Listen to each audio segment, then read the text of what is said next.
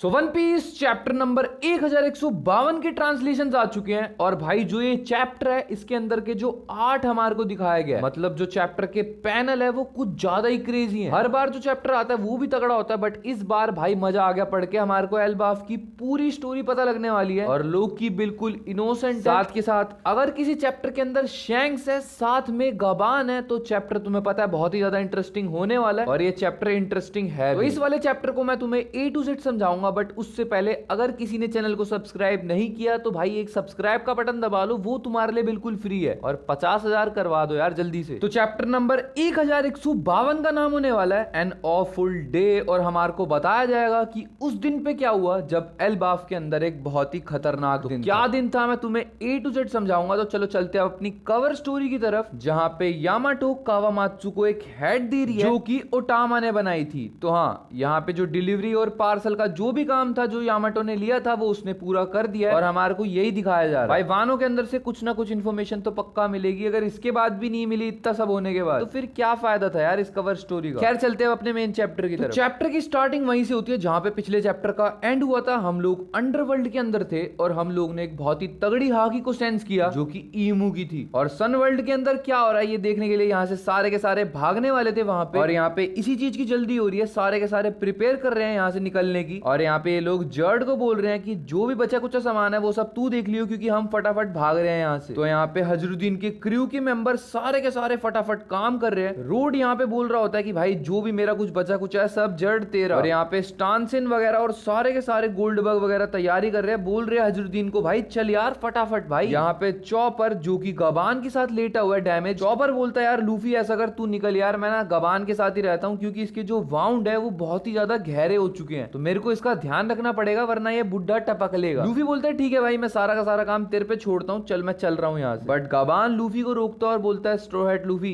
मेरी बात सुन के जा। यहाँ पे गबान लूफी को बहुत ही तगड़ा एडवाइस करता है। गबान यहाँ पे लूफी को बोलता है कि भाई जब तू अपनी कॉन्करर हाकी को यूज करेगा तो भाई बहुत ही ढंग से और ध्यान से यूज करियो क्योंकि वो जो हॉली नाइट्स वाले बंदे हैं वो सारे के सारे इमोर्टल टाइप के हो जाएंगे। तो अगर तू अपनी कॉन्करर हाकी को ढंग से यूज करेगा तो भाई उनपे इम्पैक्ट पड़ेगा। और यहाँ पे अगर गबान कॉन्करर हाकी का नाम ले रहा है तो इसमें लोगों को अब कोई क्वेश्चन नहीं होना चाहिए कि गबान भी कॉन्करर हाकी को यूज करता है। अब गबान के इतना बोलने के बाद लूफी अपना बहुत ही ज्यादा जोश में आ जाता है और लूफी गबान से बोलता है भाई चिंता मत कर मैं हूं ना यार, कॉलन और उसके जो भी दोस्त है मैं सबको बचाऊंगा, पूरे के पूरे एल्बाफ को सेव करने जा रहा हूं मैं, चिंता मत कर भाई तू। अब यहाँ पे लोकी भी वहां पे बैठा होता है। लोकी गबान की बात को सुन लेता है और लोकी यहाँ पे बोलता है गबान तेरी बात को सुनने के बाद ना मेरे को एक चीज याद आई यार, मैं भी जो अपनी हाकी वाली पावर है उसको ढंग से तुम लोग को नहीं बता पा रहा था। बट अब जब गबान ने इस चीज को मेंशन किया तो मेरे को ये समझ में आया भाई वो जो हॉली नाइट्स वाले बंदे हैं ना उनसे मैं पहले भिड़ चुका हूँ और मेरे को पता है उनको कैसे पेलना है, मेरे को उस हाकी को यूज करना आता है ढंग से। तुम एक काम करो तुम मेरे को भी लेके चलो भाई मैं उनको मारूंगा बहुत। अब यहाँ पे लोकी हजरुद्दीन को ये बोल ही रहा होता है बट यार हजरुद्दीन बोल रहा है भाई तू एल्बाफ के लिए फाइट करेगा लोकी, रहने दे भाई तेरे पे कोई भरोसा नहीं है हमारे को। पर ये जो पूरा का पूरा पैनल है ये मेरे को बहुत तगड़ा लगा। लाइक लोकी की जो लुक दी है ना ओडा सेंसे ने अब दोबारा से भाई चोट में लगा हुआ लोकी क्या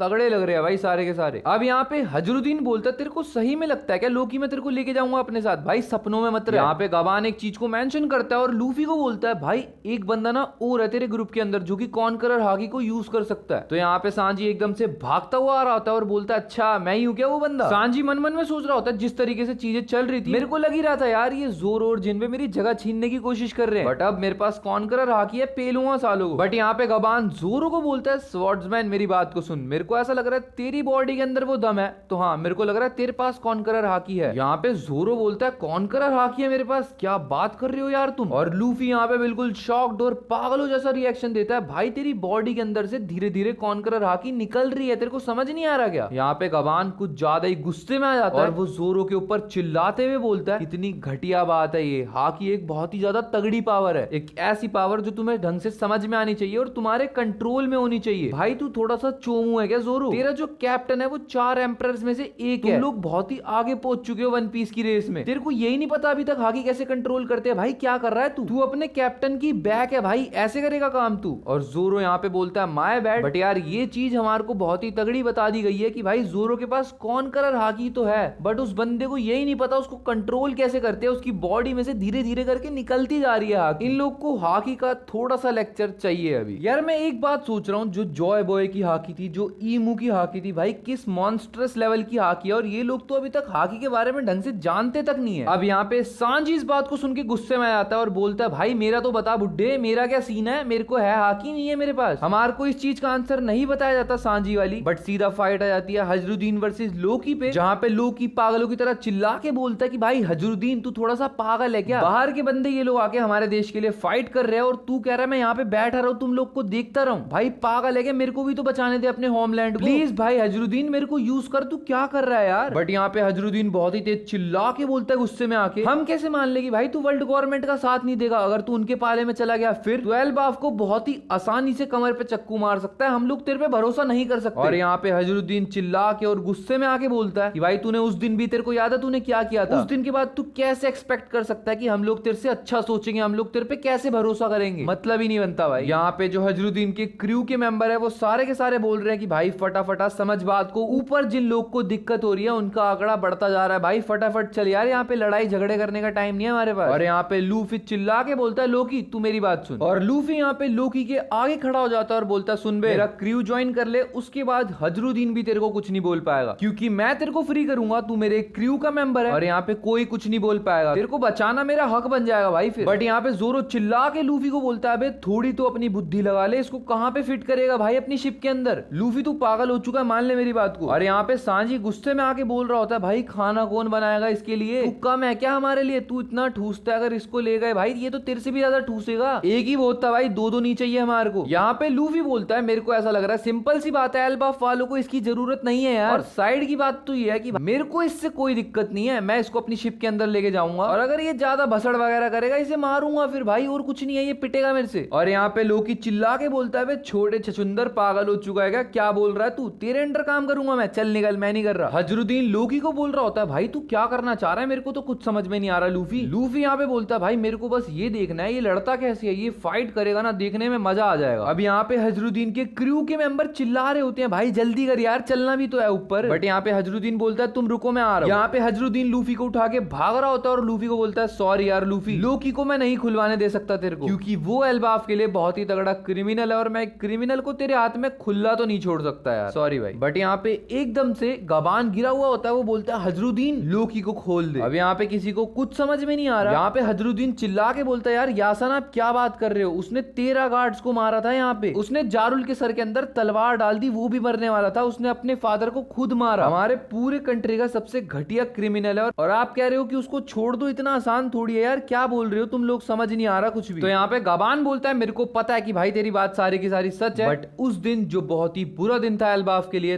तब कासल के अंदर से एक बहुत ही तगड़ी हाकी निकलती है, जिसको सेंस करने के बाद शैंक्स और मैं वहां पे इन्वेस्टिगेट करने के लिए गए थे। मैं मानता हूं कि मेरे पास पूरी स्टोरी नहीं है, बट जो मैं तेरे को अब बताने वाला हूं, यहाँ पे हजरुद्दीन पागल हो जाता है, बोलता है भाई तुम कासल गए थे उस दिन, क्या चल रहा है यहाँ पे। और यहाँ पे लूफी बोलता है शैंक्स भी था वहां पे। अब यहाँ पे हजरुद्दीन स्टानसेन को बोलता है कि तुम लोग सारे के सारे निकलो मैं आ रहा हूँ, और यहाँ पे लूफी भी जोरो और सांजी को भेज देता है, बोलता है भाई मैं आ रहा हूँ तुम लोग चलो। यहाँ पे जोरो जाते जाते बोल रहा होता है दोबारा शैंक्स, अभी ये कहां से आ जाता है डम शैंक्स। तो यहाँ पे लूफी चिल्ला के बोल रहा होता है कि भाई डम मत बोल शैंक्स को, पर यहाँ पे सांजी लूफी को बोलता है तेरे को बोल रहा है वो डम, शैंक्स को नहीं बोल रहा, शैंक्स लवर निकल। अब यहाँ पे लोकी सोच रहा होता है कि गबान क्यों बता रहा है, बट गबान यहाँ पे बोलता है हजरुद्दीन मैं मानता हूँ यार तुम लोग की कभी बात नहीं हुई इस बारे में ढंग से, बट स्टिल भाई वो तेरा भाई है एक तरीके से, माना तुम्हारी माँ अलग है बट है तो तेरा भाई वो। यहाँ पे हजरुद्दीन बोलता है कि आपके पास 3 मिनट है लोकी को एक्सप्लेन करने के लिए, बता लोकी मेरे को स्टोरी बता भाई, तेरे साथ खुद बता हुआ क्या, जो भी हुआ 14 साल पहले कासल में, मेरे को ढंग से बता पूरे प्रॉपर तरीके से, अगर तू सही में अपने आप को एल्बाफ का वॉरियर मानता है, हमारे भगवानों की कसम खा के जो सच है मेरे को वो बताइयो, मेरे को अब सच जानना। और यहाँ पे लोकी बोलता है यार ये तो तेरी बहुत गलत बात है यार हजरुद्दीन, तू उस बुरे दिन को मेरे को दोबारा से याद दिलाना चाहता है। और यहाँ पे लूफी जर्ड स्टानसेन वगैरह भाई सबके सब इस बात को सुन रहे हैं मेरे हिसाब से। अब यहाँ पे लोकी बोलता है हाँ मैं उस बात को याद तो नहीं करना चाहता, बट ये एक बहुत ही बुरा दिन था, पूरे 14 साल पहले की बात है। लोकी बहुत ही ज्यादा खुश था, वो कासल के अंदर वापस पहुंचता है जहाँ पे उसका बहुत ही अच्छे से स्वागत वगैरह हो रहा होता है, एल्डर जारुल भी वहां पे आ रखे हैं। और यहाँ पे लोकी जारुल से पूछ ही रहा होता है उस टाइम पे कि यार आपको भी बुलाया क्या राजा ने। लोकी यहाँ पे जारुल को बोलता है यार आपको पता है ये मेरा घर है, तो मैं आपसे ये सब चीजें तो पूछ सकता हूँ। और बुड्ढे एक बात बता, तू इतना बूढ़ा हो गया, तेरी आज तक कभी तबियत नहीं खराब हुई जारुल, यार तू है तगड़ा वैसे। बट यहाँ पे जारुल चुप करा देता है लोकी को। अब यहाँ पे लोकी और जारुल आगे बढ़ ही रहे होते हैं, इतने में ही लोकी सोचता है कि भाई मेरे को नहीं पता बुलाया क्यों गया हमारे को। यहाँ पे लोकी वर्ल्ड गवर्नमेंट के बारे में कुछ सोच रहा होता है कि उन्होंने अपने कुत्ते तो भेजे थे बट इस टाइम पे वो वाली बात नहीं करते। बट लोकी को यहाँ पे ये समझ में नहीं आ रहा कि जिन बंदों ने रॉक्स को मारा उसके साथ उसकी फादर डील कर कैसे रहे, समझ में नहीं आ रहा। और अगर यही जगह पे एल्बाफ जा रहा है और अगर वो वर्ल्ड गवर्नमेंट के साथ हाथ मिलाने वाले हैं तो मैं तो बिल्कुल अगेंस्ट में हूँ, मैं एल्बाफ के अगेंस्ट जाने वाला हूँ। फिर अब यहाँ पे जारुल बोलता है तू बहुत तेज चिल्ला के बोल रहा है, थोड़ा धीरे बोल। मैं मानता हूँ कि पॉलिटिक्स जो है वो यंग मैन की गेम है, तो हाँ धीरे बोल, बहुत तेज मत चिल्ला। यहाँ पे जारुल बोलता है कि हम लोग बहुत ही बड़ी मुसीबत में है क्योंकि तू ऐसे बकबक करता रहता है फालतू की, और बाकी की जो हमारी जनरेशन है इन लोग को तलवार तक उठाने का मन नहीं करता भाई, सबके सबको प्यार चाहिए बस। पता नहीं क्या हो गया हमारी जनरेशन को, समझ में नहीं आ रहा। यहाँ पे जारुल बोलता है चल ये वाली सारी बातें तो समय की है क्योंकि जो उसके ग्रेट ग्रेट ग्रैंड चिल्ड्रन है उन लोग को लड़ाई वगैरह नहीं चाहिए, वो लोग शांति चाहते हैं। बट यहाँ पे लोकी गुस्से में आके बोलता है सारे के सारे पागल डरपोक हैं। और यहाँ पे लोकी जारुल को बोलता है तू ढंग से उनको शेप में क्यों नहीं लाता, ऐसे ही रखेगा क्या उनको कमजोर। यहाँ पे बहुत ही अजीब सा साउंड आ रहा होता है कासल के अंदर से, और यहाँ पे ये लोग समझ जाते हैं कि भाई ये तो वहां से आ रहा है जहाँ पे राजा बैठता है। यहाँ पे कुछ गार्ड्स जारुल को थैंक यू बोल रहे होते हैं, साथ के साथ लोकी को, और वो लोग यही बोल रहे होते हैं कि लोकी तू भी वापस आ गया यार, क्या प्लेजर की बात है। तो लोकी बोलता है हाँ मैं भी वापस आ गया, क्या है। अब यहाँ पे एक गार्ड जाके राजा को बोल रहा होता है कि मैं राजा से पूछ के आता हूँ कि यार अंदर आना नहीं आना आप लोगों ने। लोकी बोलता है मेरा घर है ये, मेरे को बुलाया गया है। और यहाँ पे लोकी उस गार्ड के लात दे के मारता है और उसको उड़ा देता है, और यहाँ पे गेट टूट चुका है। यहाँ पे लोकी चिल्ला के बोलता है ओल्ड मैन मैं वापस आ चुका हूँ। और यहाँ पे वो लोग क्या देखते हैं कि भाई जहाँ पे वो सारे के सारे जो भी गार्ड सोल्जर थे राजा को बचाने के लिए, वो सारे के सारे राजा के अंदर एक साथ मिलके अपने वेपन्स को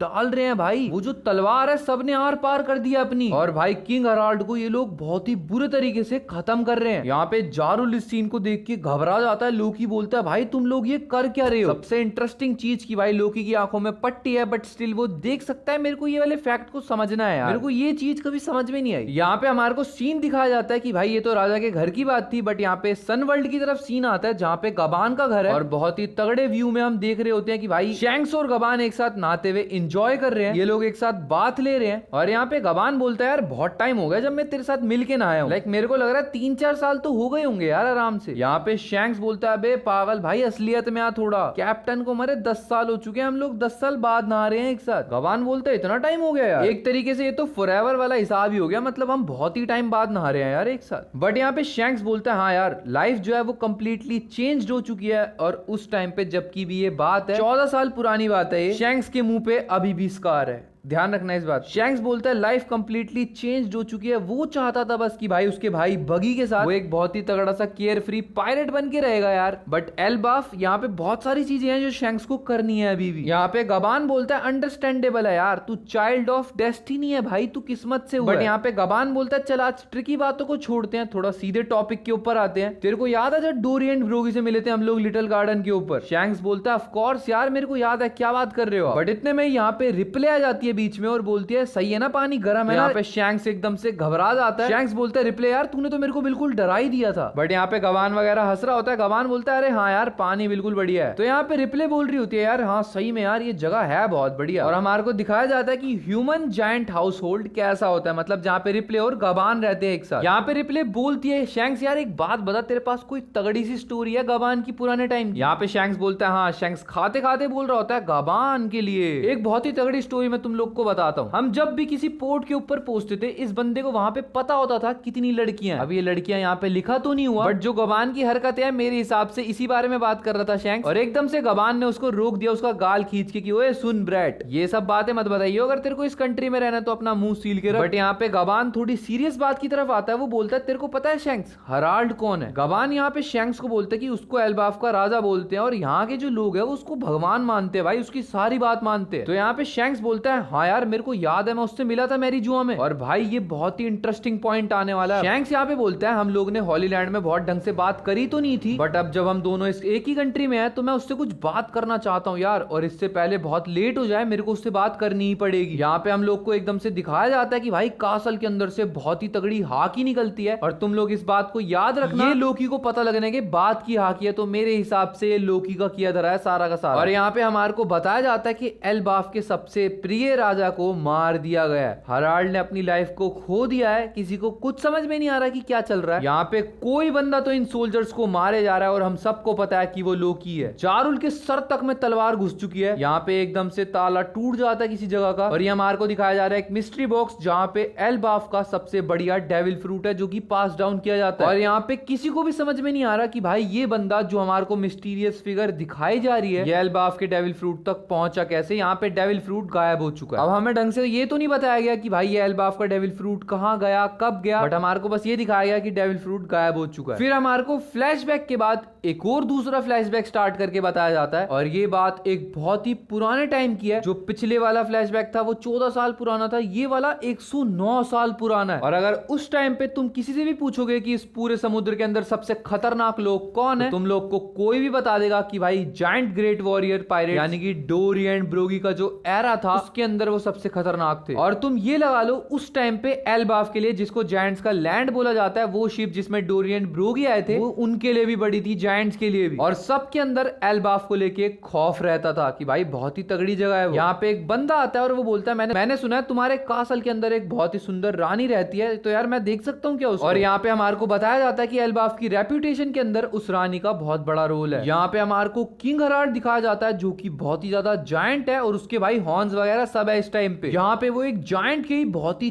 तेज लात मारता है, पूरी की पूरी बिल्डिंग तोड़ देता है। यहाँ पे हराल्ड बोलता है यार ऐसा लग रहा है मेरा तो पैर फिसल गया। और ये उस टाइम पे भी राजा है भाई, किंग हराल्ड ही बोल रहे हैं यार इसको। किंग हराल्ड उस टाइम पे बहुत ही ज्यादा क्रूअल था। अब यहाँ पे हमारे को बताया जाता है कि हराल्ड ने अपने शासन को शुरू किया था, मतलब जब वो यहाँ का राजा बना तब वो 45 साल का था, बट अगर इंसानी भाषा में बोला जाए तो वो 15 साल का था। ये कंसेप्ट जो 3D2Y वाला था और जो मैं तुम्हारे को बता रहा था कि एल्बाफ के अंदर कुछ तो टाइम कंसेप्ट है, ये मेरे हिसाब से सच साबित हो सकता है क्योंकि जस्ट 15 इन ह्यूमन टर्म्स मेरे को समझ नहीं आया। फिर भी इसका मतलब क्या यही बोलना चाह रहे हैं कि वो 15 साल का था ह्यूमन टर्म्स के अंदर, बट एल्बाफ की टर्म के अंदर वो 45 साल का था। और हमारे को बताया जाता है कि किंग हराल्ड उस टाइम पे बिल्कुल ढक्कन टाइप का इंसान, जहाँ पे वो एल्बाफ के लोगों से पूछ ही रहा होता है कि तुम बताओ भाई तुम्हारा भगवान कौन है। और यहाँ पे हमारे को अब बताई जाएगी कि एल्बाफ की एक ऐसी स्टोरी जो हमने कभी सोची भी नहीं होगी, जिसके साथ चैप्टर नंबर 1152 का यहीं पे एंड हो चुका है। और जो स्टोरी आएगी अगले चैप्टर में ढंग से हमारे को समझ में आएगी। इस वाले चैप्टर के अंदर हमारे को दो हिंट दिए गए हैं कि क्यों एल्बाफ के अंदर टाइम बहुत ही धीरे चलता है। गबान यहाँ पे शैंक्स को बोलता है जब ये लोग नहा रहे होते हैं कि भाई ऐसा लग रहा है 3-4 साल हो गए, बट शैंक्स बोलता है भाई 10 साल हो गए। तो इतना ज्यादा टाइम कंफ्यूजन तो नहीं होता ना यार, मैं अगर 3 दिन को बोलूं 10 दिन हो गए तो अजीब ही लगेगा ना। और साथ के साथ एक और चीज, जब एंड में हमारे को बताया गया कि भाई किंग हराल्ड ने अपना जो राजा बनने का शासन है वो स्टार्ट किया 45 साल का था जब वो, बट 15 इन ह्यूमन टर्म्स, तो इस हिसाब से देखा जाए तो हमारी दुनिया का एक दिन एल्बाफ में 3 दिन के बराबर है। तो एल्बाफ के अंदर कुछ ना कुछ तो टाइम कंसेप्ट है। और आखिर 27 सालों के बाद हमारे को सही में समझ में आ गया कि शैंक्स ने अपने हाथ को लूज क्यों किया लेफ्ट वाले, क्योंकि उसको अब मैरिजुआ के साथ कोई कांटेक्ट नहीं रखना था, इसीलिए उसने अपना हाथ ही कटवा दिया। क्योंकि एबिस मार्क जाने का सिर्फ एक ही रास्ता हो सकता है शायद, कोई ऐसा इंसिडेंट हो जिसमें तुम अपने आप को नहीं बचा पाए हो, वरना खुद ही काट लेता हाथ। तो कुछ ना कुछ तो है भाई एबिस मार्क के पीछे की स्टोरी। तो चलो ये वीडियो काफी है इतनी, बाकी मिलते हैं नेक्स्ट वीडियो के अंदर। वीडियो पसंद आई हो लाइक कर देना, चैनल पे नए हो सब्सक्राइब कर देना। मिलते हैं नेक्स्ट वीडियो में, तब तक के लिए बाय बाय।